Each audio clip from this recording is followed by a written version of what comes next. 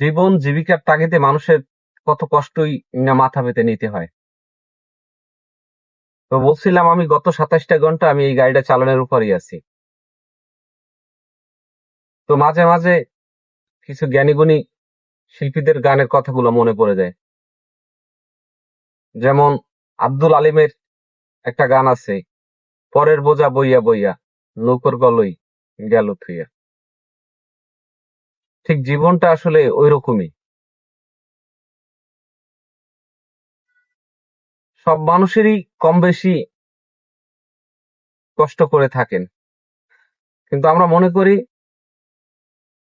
এই জন্মে আমরা যতটা না সুখ করি এর থেকে বেশি সুখ হয়তো আমাদের পরজন্মে আছে। কিন্তু তারপরও বলতে পারেন যে তাহলে অভিযোগটাই বা কেন করলেন? যখন কর্মক্ষেত্রে যখন কষ্ট লেগে যায় তখন কথাগুলো আসলেই বিবেকে না আবেগে চলে আসে।